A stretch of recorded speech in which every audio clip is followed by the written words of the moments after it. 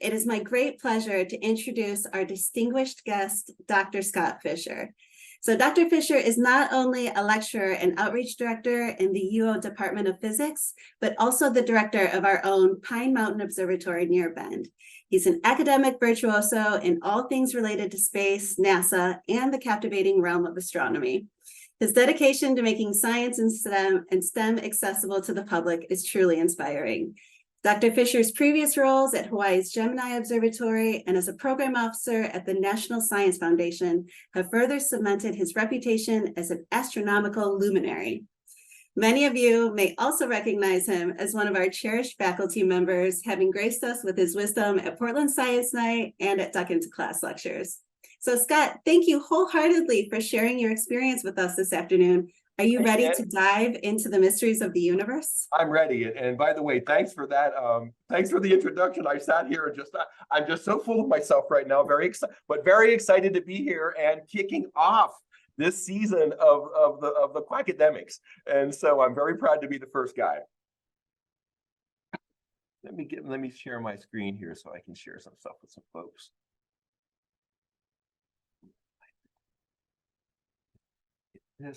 There we go. Well, hi, everybody. Nice to see y'all, and thanks for coming today. I'm going to ask my colleagues Shannon and Megan if there's any issue with what you see, please let me know. But right now I can see my first slide, which is a map that I wanted to show you all. And I see me as a tiny little window up in the corner. And so I hope that's what y'all are seeing. So thanks for coming to the talk today. We're going to talk a little bit about the eclipse that's coming up here this Saturday. And you may or may not know it, but you're about to get a lecture on the sun and the moon.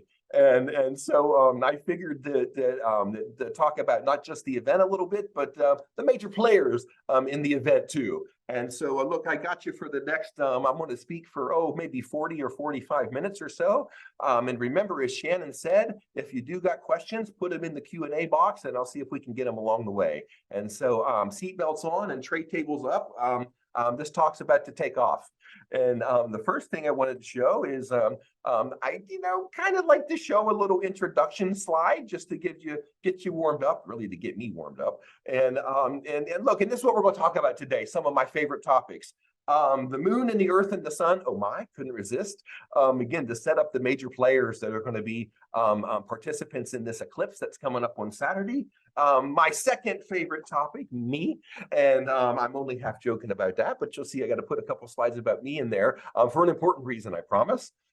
Then the eclipse, we're going to talk about the eclipse and give you some details and some tips and tricks for that. And then that Q&A that Shannon mentioned. And by the way, thanks folks for submitting the questions already. I got to see a few of them, and you all are clearly thinking about this topic. And so there's some good ones. I'm not going to say I'm stumped, but there's a couple good questions in there that you all submitted already. So look, I like to start off all of my talks, and I'm just going to go completely open with you right now. Most of the slides that you're going to see come right from my Astronomy 122 class. And so if you come back and take my class, please do. You're going to recognize some of these slides, but you'll see some notes that I've made to students and that sort of it. I promise I didn't even change the slides. I pulled them out of different lectures and put them together, and here they are for us. And I like to start off. Basically, every one of my classes starts off with what we call the picture of the day. And this is a picture that I've used before. This is a picture of our observatory. This is a picture of Pine Mountain, which was taken by a colleague of ours named Grant Tandy. And that's the dome that you see is a dome that has a 24-inch telescope in it. That's a research active telescope up at Pine Mountain, and that beautiful Milky Way that's that you can see behind the dome there. And that's quite what the sky looks like up there on a dark summer night. Look, the camera accentuates the sky a little bit, but that's pretty much what it looks like, folks. And so if you've never seen the Milky Way, you get in touch with me and we'll let you know when Pine Mountain is going to be open next summer, and we'll get you up there and show you the Milky Way that we live in.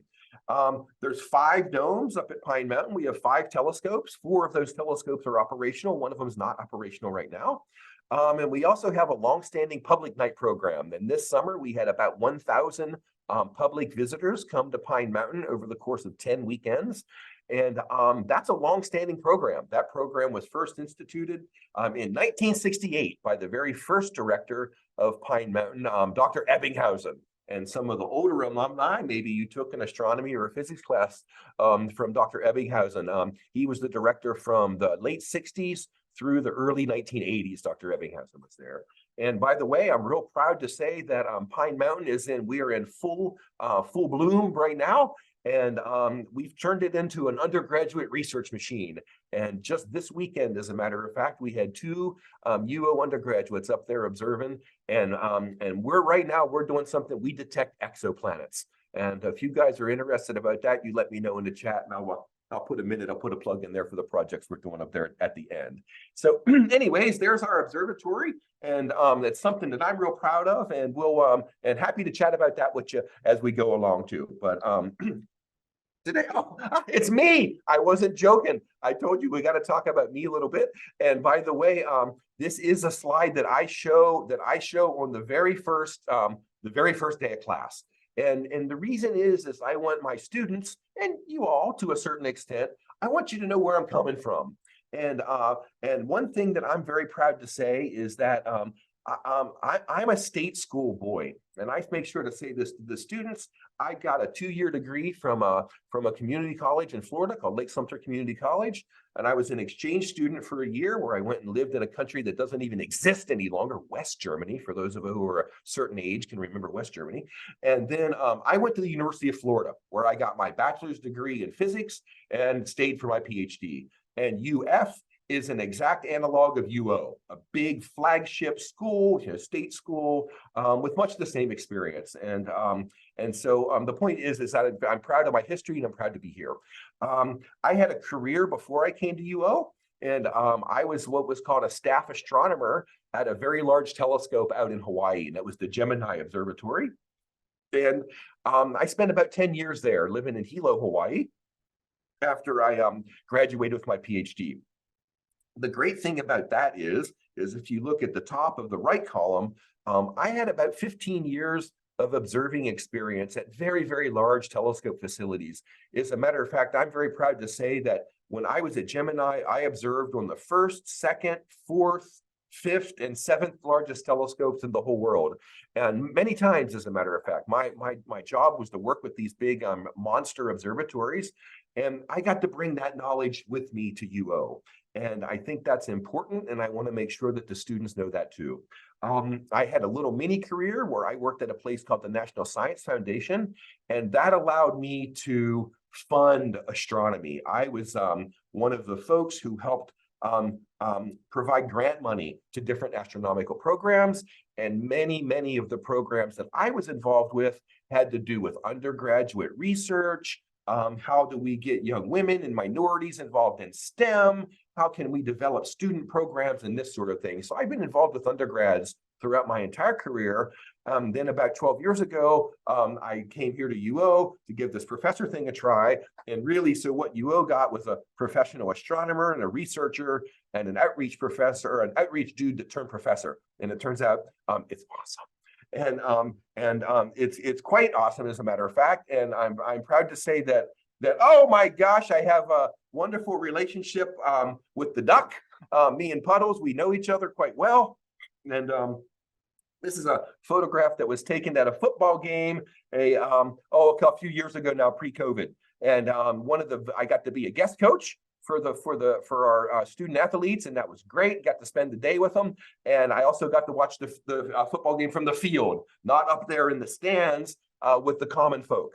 Which, by the way, that's the student section of Autzen right there. And I was very proud to have a couple of students yelling, Dr. Fisher, Dr. Fisher, when they recognized me from the stand. But this is just a point to say that I'm a proud duck, and I am extremely happy and indeed proud to have the University of Oregon on my resume now. And you'll drag me kicking and screaming by the fingernails out of Eugene and out of this fine rectangular state of Oregon. So look, one of the big things that happened once after I got here to UO is that, let's see, it must have been about it's been 7 or 8 years ago, I was appointed as a director of Pine Mountain Observatory. And that's allowed me to bring some astronomy here to the university, to develop some student programs, but also to reinvigorate our observatory and use it for that kick butt undergrad research that I was talking about earlier today. So let's see. So let's go on here and well, I guess let's talk about some astronomy. How about that? And so I want to give you my lecture on the moon. And again, I can't talk about eclipses and what's going to happen on Saturday without talking about the moon first. And there's a photograph of the moon that was taken. This was taken by a fairly large telescope, actually. This was taken by a telescope. I think it was in Arizona. It was Arizona or Hawaii. I'm not sure which one. But again, just a sort of a picture of our moon, and it's what we can recognize. We can see, the craters on the moon, and some of these large areas you might be able to see are called Maria. By the way, let me ask my colleagues, can you guys see my mouse? If I move my mouse and move it on the screen, can you guys see that? I'm not sure if you can see that or not. Oh, great. So I just got confirmation you can see the mouse. And so that's cool. So I'll use the mouse to point a little bit, folks, when I'm pointing at pictures. So anyways, look, there's a big overview, a big picture of the moon. And let's learn about the size of the moon. And it turns out that as an astronomer guy, it's one of these things that I just sort of remember. But it turns out that I recognize that a lot of folks don't know how big the moon is. And here's two real photographs of the Earth and the moon, but they've been smushed together in Photoshop. This is what I like to call a scientific Photoshop. These are real satellite images of the objects, but they are not that close to each other. And I'll show you a picture later on about how far away the moon is. But it turns out the moon, the diameter of the moon is about 2,100 miles. And the diameter of the Earth is about 7,900 miles. And if you do the math, the moon is about 1/4 the size of Earth. And one thing I think is kind of neat is if you look at the diameter of the moon, you can fit the moon comfortably inside the United States, but with not a whole lot of overlap. So I find myself sometimes when I'm looking up at the moon and I'm talking to folks who don't really know how big it is, I say, look, you imagine a map of the 48 states, United States, and it'll fit almost perfectly across the front of the moon. Look, it's plus or minus 20%. That's okay. But just to give you an idea, turns out the moon is not made of green cheese. Let's get that out of the way right now. And the moon is not tiny. It's actually quite big, about 2,100 miles in diameter. It's about 1/4 the size of the Earth. And I think that we probably all remember from Astro 101 or back in the day that, of course, the moon orbits around the Earth. And then the Earth and the moon, as a pair, we orbit around the sun, okay? And it turns out that the average distance from the Earth to the moon is about 250,000 miles, about 250,000 miles. And by the way, that's not just next door. My God, it's even farther away than Portland. I'm just joking. I'm in Eugene, but the non-Oregonians, they snicker at that. So look, 250,000 of miles to the moon, and 93 million miles to the sun. So that's, again, to give us a sense of scale. On the cosmic scale, the Earth and the moon, we orbit real close to each other, and the sun is far away. And you might notice on this slide right here, I have something called the grapefruit scale. Well, guess what? Sidebar. And man, do my students love when I say sidebar, because they know Fisher's about to go off on a rant. And so this sidebar, we're going to talk about how big the solar system is here for a second. And here's again another one of these pictures I would call a scientific Photoshop. These are computer models of the 8 planets. 8 planets. Pluto got the boot. We can talk about that on another lecture. It turns out the 8 major planets of the solar system. And since you can see my mouse, let's go through them. Mercury, Venus, Earth, Mars, Jupiter, Saturn, Uranus, and Neptune. And so there's the 8 biggies. And the cool thing about these models is the relative sizes are correct. And one thing I like to note when we're looking at this particular picture, as the Earth right here would fit just about perfectly inside the Great Red Spot on Jupiter. And it's already a bit of a moment here, to be honest. And if you think about the diameter of Jupiter, you can fit about 8 Earths across the diameter of Jupiter. And so you're like, that's already something. Well, we haven't even brought in the big mama of the solar system, and that's the sun. And here's the exact same computer models down here, by the way, compared to the sun to scale. And now you see Jupiter, and look at our little Earth down here on the lower left corner. And that's how big Earth is compared to the sun. And in that same sort of analogy with Jupiter, if you wanted to put an Earth across the diameter of the sun, 109 Earths will fit across the diameter of the sun. This is a dramatic pause. Let me have a dramatic pause. 109 Earths will fit across the diameter of the sun. And that's something, I mean, think about a beautiful little necklace of 109 little beautiful Earth jewels and just draped right across the diameter of the sun. So this is what I tell the students. This is our first cosmic perspective check of the term. And if I do it right, I give them about 10 of these cosmic perspective checks. And by the end of the term, their brain is just chock full of astronomy fun facts and a better perspective of where we live. And so this is really something. 109 Earths will fit across the diameter of the sun. Keep that in mind real quick. Scientific Photoshop, a real picture of the Earth and a real picture of the sun, just to give us, again, a sense of scale of what 109 times the size of that little Earth would look like. And again, we are not this close to the sun, but we can take that picture and smoosh them in there close enough to kind of make this idea and give you an idea of the sense of scale that we're talking about. But sometimes, you know, it helps to make an analogy. And here's a little place I learned about when I moved to Oregon. Turns out it never rains there. I found that out too. And there's a lot of cool stuff that happens over at this place. And this is a photograph taken from Google Earth. I love Google Earth. I'm a big Google Earth guy. And I was surfing around Eugene one night, and I got to looking at Autzen. And I wondered, how big is Autzen?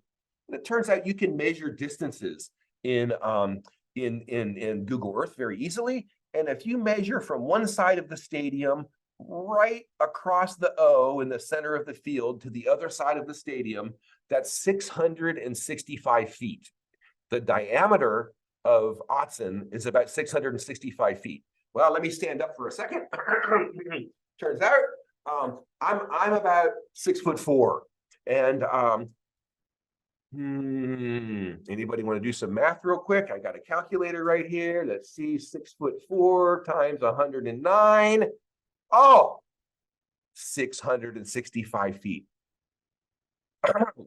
Remember what we said about the Earth to the sun. It would take 109 Earths to fit across this diameter of the sun. It would take 109 me to fit across the diameter of Autzen.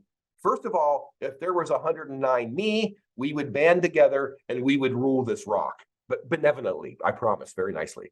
But think of 109 of me, tip to tail, head to toe, stretched across Autzen. It's almost the exact same proportion as the Earth to the sun. So here's something I want y'all to remember. The Earth compared to the sun is the same as you, roughly, compared to Autzen.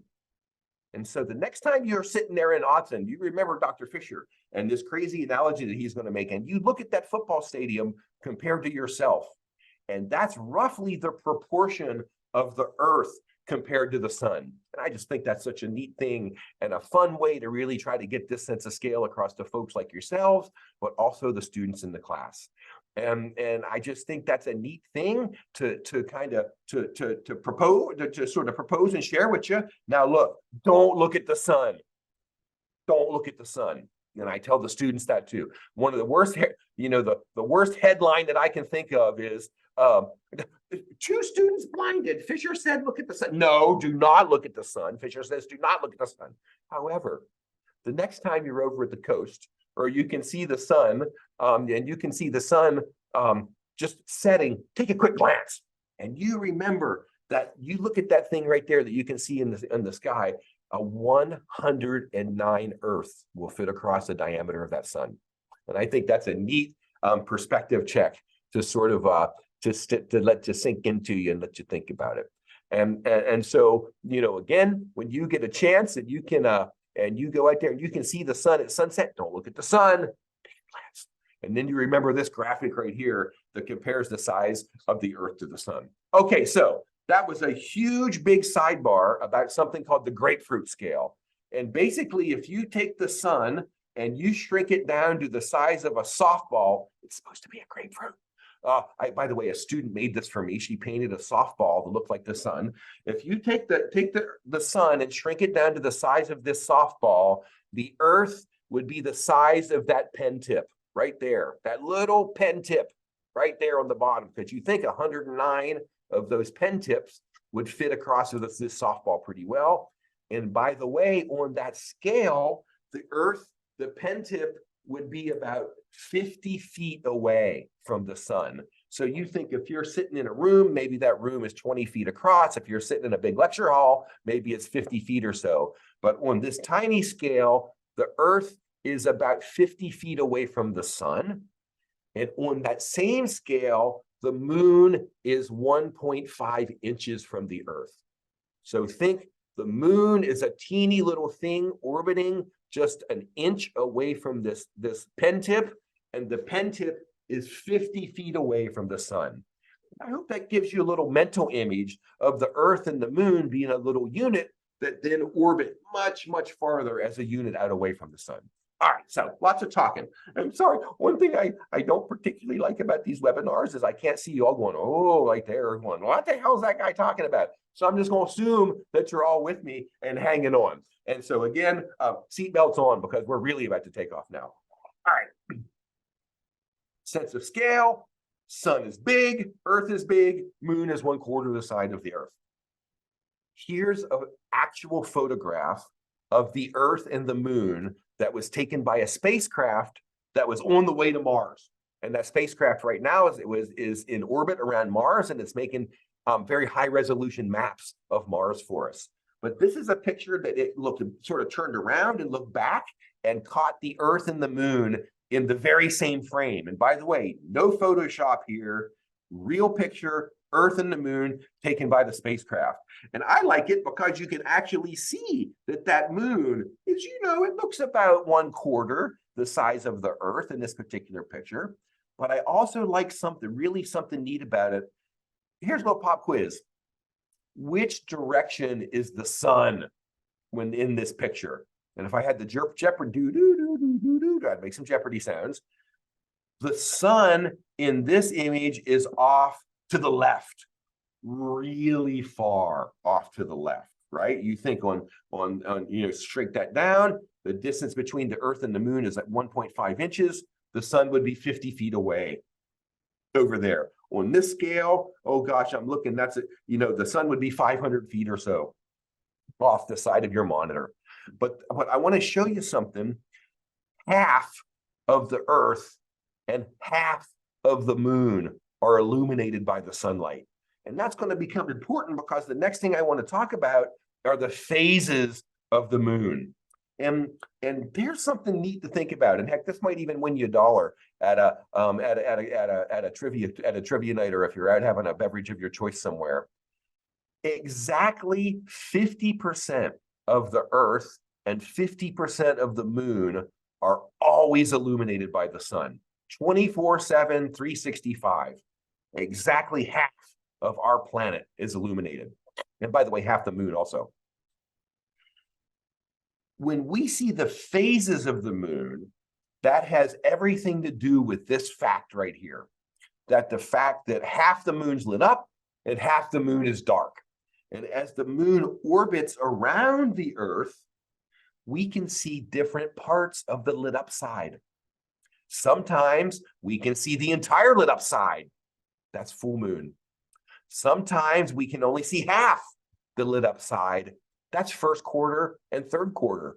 And sometimes we can't see any of the lit up side. That's new moon. And I've always loved teaching this in class because more people than you might think sit there and go, oh my gosh, I had never thought about this fact that half the moon's illuminated and the phases have everything to do with whatever part of the moon we can see. Now, we understand the phases of the moon extremely well. And by the way, the reason is we understand the orbit of the moon extremely well. We know very precisely how the moon orbits the Earth. And we also know very precisely how we, the Earth and the moon system, how we orbit around the sun. And so the combination of those things really lets us predict things like phases of the moon extremely precisely. And I just thought this is a neat graphic to show you. It's just a calendar. It's a moon calendar. And this was back in, 2018, but every year, watch, I'm going to show you a few of these. There's 2018, 2019, just two of them, 2018 and 2019. So you can see the pattern of the moon's phases stays the same, but it shifts depending on what year you're in. The point is that we understand these phases very well. And we know right when it's going to be full moon and right when it's going to be new moon and right when it's going to be first quarter and those things. But the phases of the moon have everything to do with the fact that the moon is orbiting around the Earth and half of that moon is lit up. And depending where the moon is in its orbit, that tells us how much of that lit up side we can see. And that's the phases of the moon. And so, there I sort of said it in words. And let me make a quick sidebar. I will give our colleague Shannon these slides. And so if you want these slides, you email me or email our colleague Shannon, and we'll be able to send these slides to you just as a PDF file so you can read them and study them up afterwards. So anywho, there's in words what I just said. The phases of the moon have everything to do with how much of the lit up side you can see. Very complicated graphic, and I'm not going to talk about it too much, but I wanted to put it in here again, so if anybody's interested later on, you can kind of take a peek and sort of suss this out a little bit. But again, it has everything to do with how the moon is being illuminated by the sun. So here's a funny one. Turns out you've only ever seen one side of the moon. Every time we look up, we see the same side of the moon. And that's because the moon is what is called tidally locked to the Earth. And by the way, it has everything to do with the tides. It sure does. Basically, the moon is stealing a little bit of energy from the Earth. 24 all the time. Moon's stealing a little bit of energy from us. And over the millions and millions of years that the moon and the Earth have been paired together, we've reached sort of a state of equilibrium.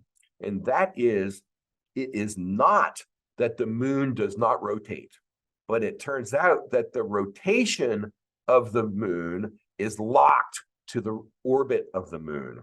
And again, this is sort of a quirky graphic to kind of take a peek at, but I do a funny thing in class where I walk around and make a model, and we can't really do that online, but you're just going to have to trust me on this one, that the moon does rotate on its axis. It just rotates at the exact same speed that it revolves around the Earth. And that's the reason that we can only see one face of the moon. And by the way, here's that face, right? There's the face of the moon that we can see from here on Earth. But it turns out this is a movie. Let me get the moon. Let me hit play on the movie.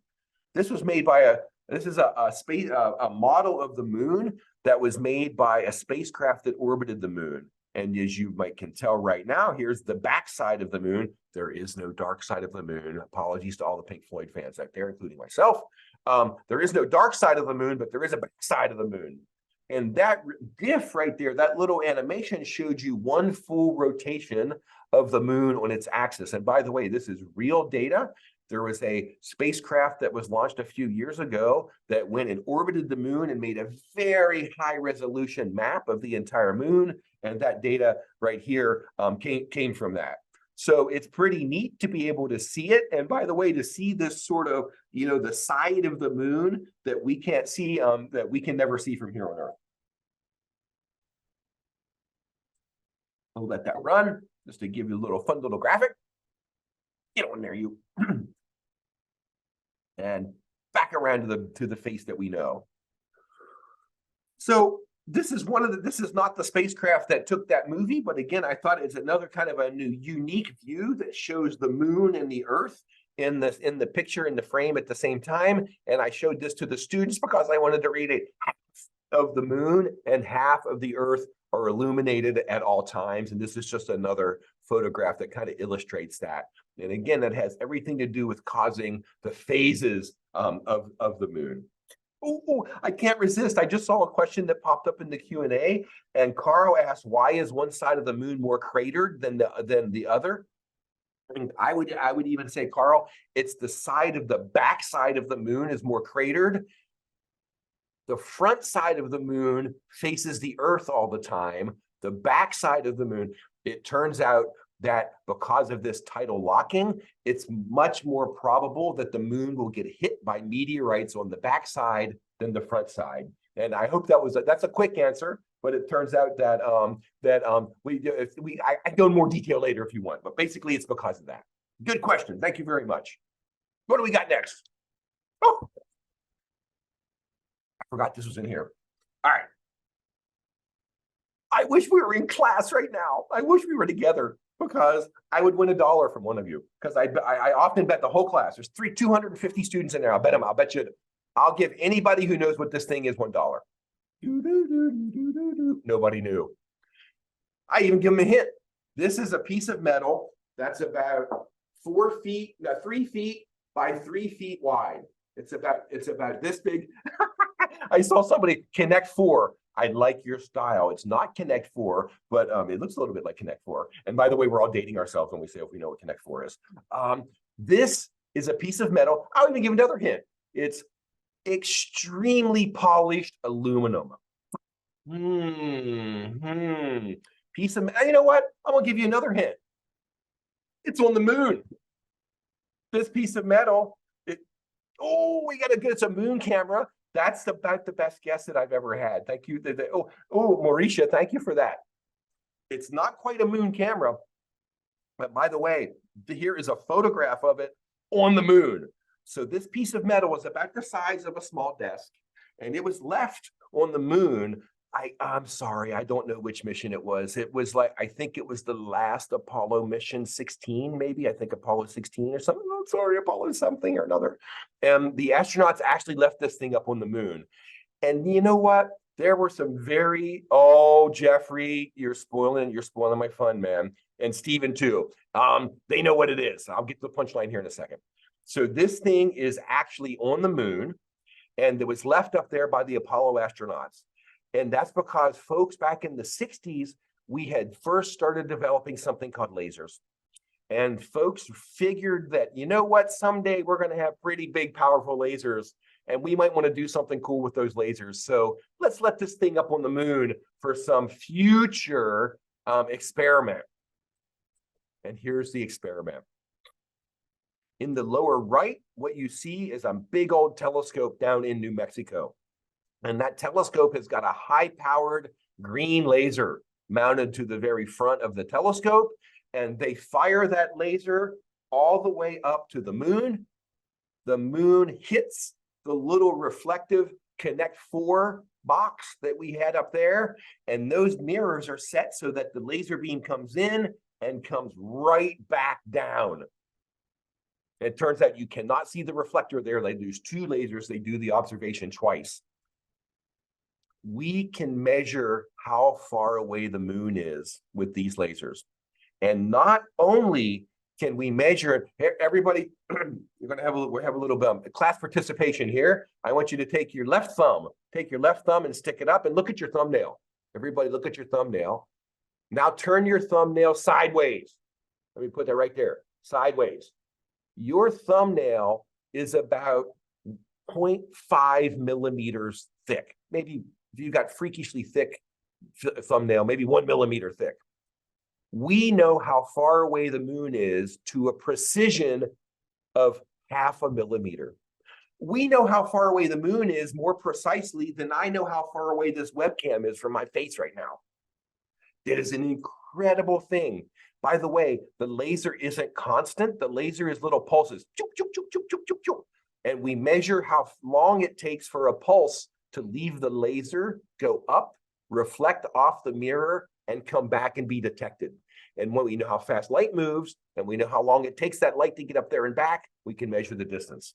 And so gold point to the 2 guys who actually detected that or let us know that this was a laser. It is. And by the way, here's a picture of the doodad down there on the Earth. And this is just from Wikipedia. And if you go to Wikipedia and type in the Apollo laser mission, this will come right up and it'll just show you a neat sort of thing about that. And so, by the way, again, just sort of fun stuff about the moon. And let's see, Kathleen's asking a question.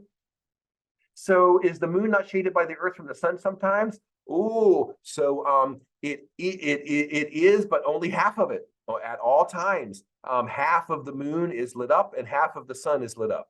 And there might be one small time, it's not like that, and that's during the lunar eclipse, and we'll talk about that in a second. But anyways, so there's the Apollo stuff, and I just thought that was another neat thing to kind of share with you about our wonderful sister planet, the moon. Oh, and then here was a picture that was in there. They did this one night when the moon was actually in a lunar eclipse. And so you can see, and the reason I love that is you can see right where this little doodad is on the moon. It's right there, right where that laser's pointing. Right there is where that little mirrored piece of aluminum is up on the moon. So the next time you see a nice full moon and you can see that Maria there, now you know right where one of the Apollo, I think it was 16, where Apollo 16 landed. All right, what we got next? Oh, eclipses. We're finally going to talk about eclipses. Promise. So here's the scoop. Hold on a second. Let's see if we got another question. The Oh, okay. It's about satellite transmission. I'll let you know about that in a second. So here's the scoop. This is a photograph of a total solar eclipse. It wasn't even the one that was in 2017. This was taken back in 1999. And you can see in this particular eclipse, the dark disk is the moon, and the moon is exactly in between the Earth and the sun. And that's what happens when we have a solar eclipse. This is called a total solar eclipse because the moon totally covers the disk of the sun. 100% is covered by the sun or the moon, and that's going to be a big difference with the one we're going to see coming up here. But by the way, what causes these eclipses? Well, as you might imagine, you go outside, and we got a nice bright sunshine here in Eugene at the moment. If you walked outside, you'd have a shadow. Well, guess what? The Earth and the moon have shadows also. Now, those shadows are just cast out into space, but they're there. And every once in a while, the Earth, the moon, and the sun, we all get perfectly aligned, and one of those objects goes through the shadow of the other object. And when that happens, we call that an eclipse. And there are two types of eclipses. Oh, by the way, I love this. I forgot this was here. This is, again, something that we don't think about often. But do you guys know what nighttime is? Nighttime is when we are in the shadow of the Earth. That's nighttime. And by the way, I only sort of realized this when I started teaching Astro 101, and I started thinking about this type of stuff. But that's it. Nighttime is the shadow of the Earth. When we rotate around, we go through the shadow of the Earth at night, then we come back around, and boom, when we see the sun, we're, of course, on the side of the Earth that's facing the sun, and we're in nighttime is on the side of the Earth when we're not facing the sun. So anyways, nighttime's the shadow of the Earth. There are two types of eclipses. There are lunar eclipses, when the Earth goes between the sun and the moon. And you can see a graphic of that here. This is when the moon goes through the shadow of the Earth. That's called a lunar eclipse. And that's, when you look up and you can see the nice big orange, sometimes red, but you get that beautiful orange-red color of the moon as the moon is moving through the Earth's shadow. That's not what we're getting on Saturday. What we're getting on Saturday is called a solar eclipse down here at the bottom. And that's when the moon passes directly in between. If you think of my head as the sun, and here's the Earth, the moon is going to go right in between, what we do this way, right in between the Earth and the sun.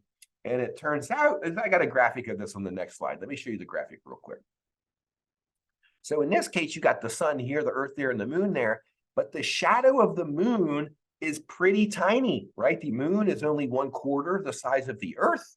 And then given the distance, it turns out the shadow of the moon is fairly small on the face of the Earth.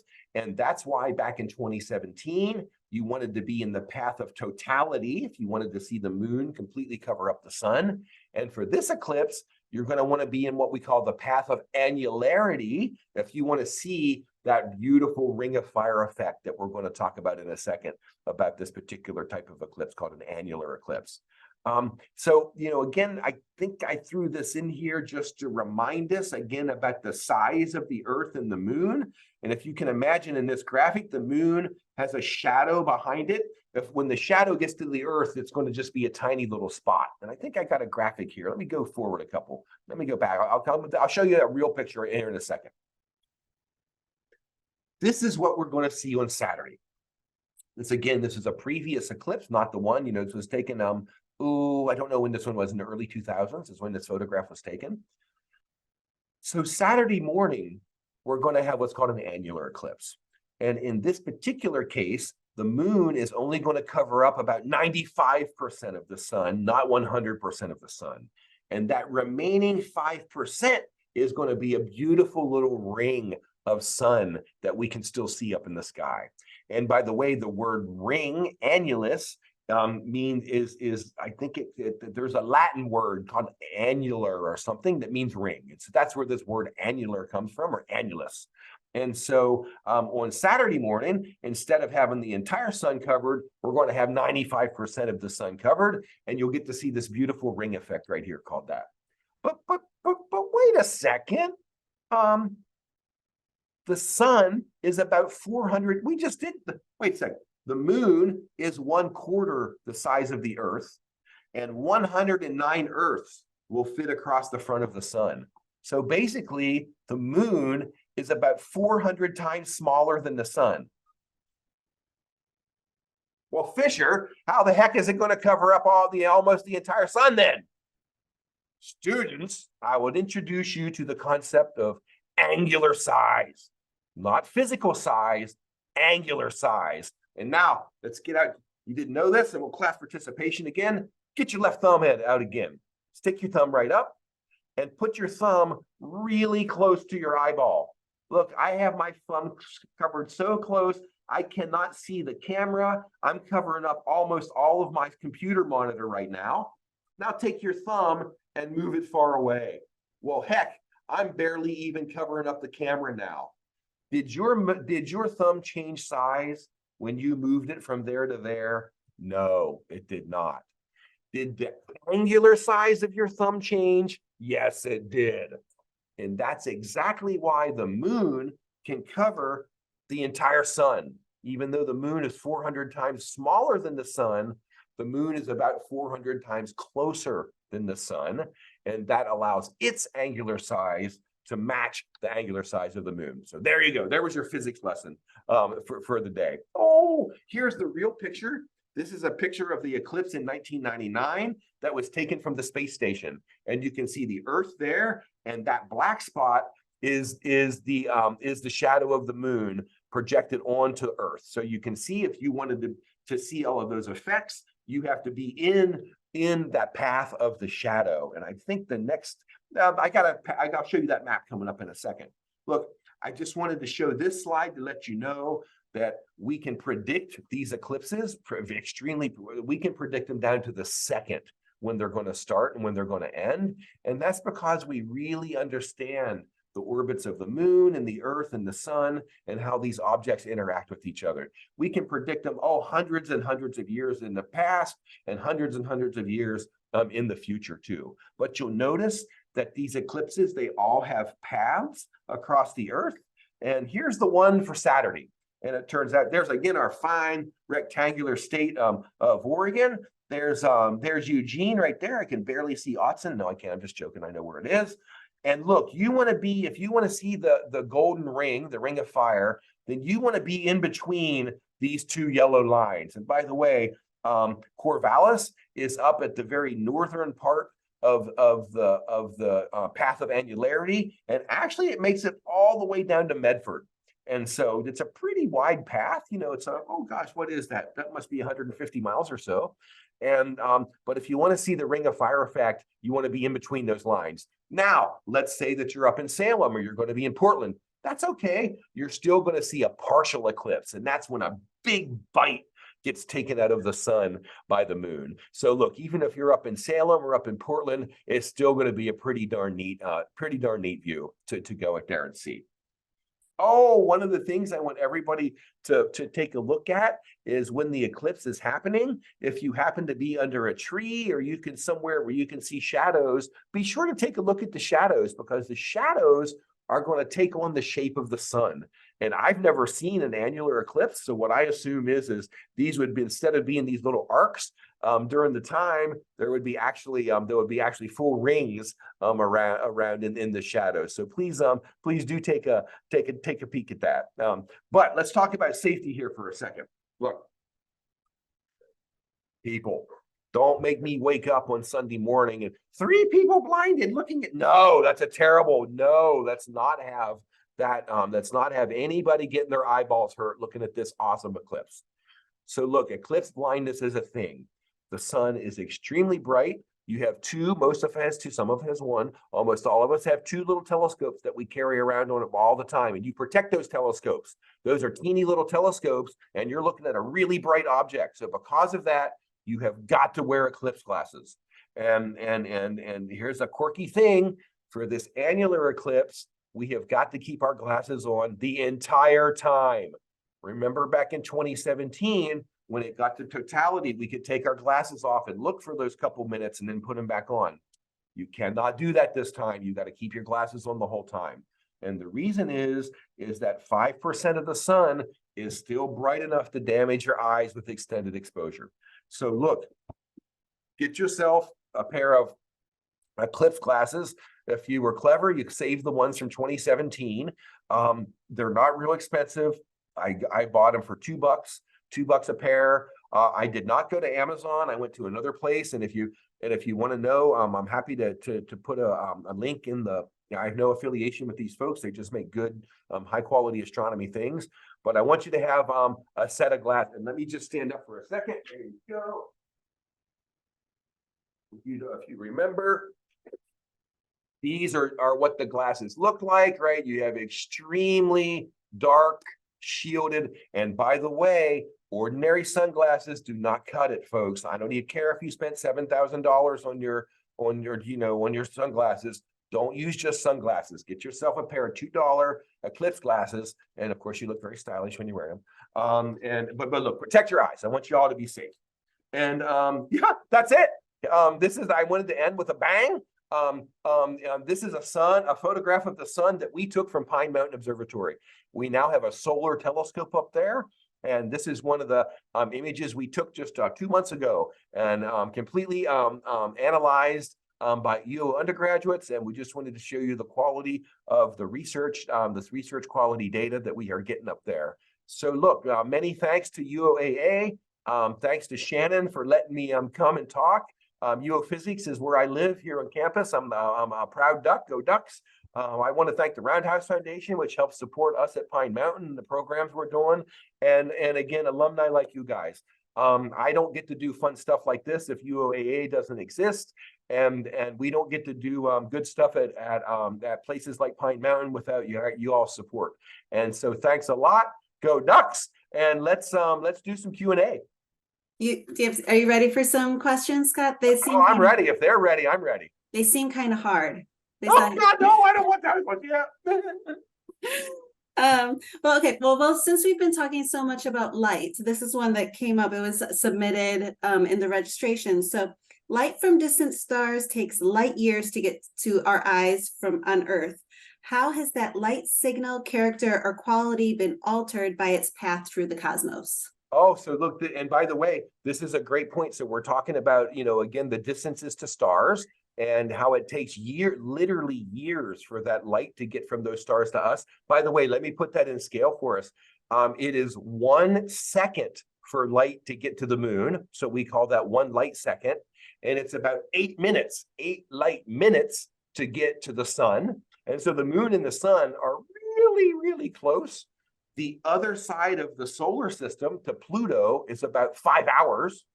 And then the nearest star is 4 years away. My gosh, you think Pluto 5 hours ago, well, heck, that was noon. I can remember what I was doing at noon. I was sitting over at Carson having lunch today. And for those alumni, we had Carson lunch today. It was quite good. And 4 years ago, my God, that was oh, Jesus, it was 2019. That was when it was all going down with COVID. And so just that weird sense of scale that our solar system is 5 hours across and the nearest star is 4 years. All right, there's the sense of scale. How was that light changed as it traipses across the cosmos? It turns out in really just one way. I'm sorry you all been lied to. Space is not empty. It turns out there's actually some stuff out there between the stars, and we call that stuff the interstellar medium. And what that is primarily is gas, like hydrogen gas and helium gas and dust, just like dust that I just whipped, the little dust particles I got off. And some of that light gets absorbed by that dust and it changes the color of the light a little bit. However, we know about the dust and we can make corrections to correct for that. Fascinating. And Scott, if you are comfortable with this, it'll be better for our recording. Could you pause sharing your screen? Oh yeah, for sure. Yeah. And then people can see you. Yeah, for sure. Let's do that. Ooh, there we go. Lovely. We can see you. All right. So another question that we have. So somebody asked a question about astrobiology. Oh, I like astrobiology. And so my question is, so first they asked, about universities that study astrobiology, and I'm going to add another question on that for me, which is, what is astrobiology? So let me go do the first one, the second question first. Okay. So astrobiology is pretty much what you might think. This is, you take a scientist that's an astronomer and a scientist that's a biologist, and you smush them together, and you have an astrobiologist, somebody who studies both of those things. But as you might imagine, this is all related to, look, is there life outside? Is there life elsewhere? Under what conditions might that life flourish? And that's the type of subjects that an astrobiologist would study. And about schools about that, I do know one school, the University of Colorado Boulder, is a quite strong astronomy school. And then, but astrobiology is also the University of California schools. For example, I'm not sure if it's Santa Barbara or Santa Cruz, but one of those schools also has a very strong astrobiology program. But these are pretty new, right? This is a topic that hasn't been around forever. Heck, if you pin me down, I would say the first astrobiologists, they probably only came about 20 or 30 years ago, because we didn't know of any other places now, but now we know about these exoplanets and planets all out there, and there's thousands of places that we might be able to find life. Fascinating. So cool. No, it's good stuff. All right, so here we go. One more question. So theoretically, what is the smallest possible black hole? And they're specifically wondering how many solar masses. Let's see. This is a little bit out of my realm, but by the way, we do have faculty here in UO Physics that are black hole experts, including Ben Farr. So hit up Ben Farr too about this. Look, it turns out that the smallest black holes are made when some stars end their lives. The sun, our sun, turns out the sun is kind of a C student. It's not too big, not too small, not too bright, not too dim. It's right in the middle.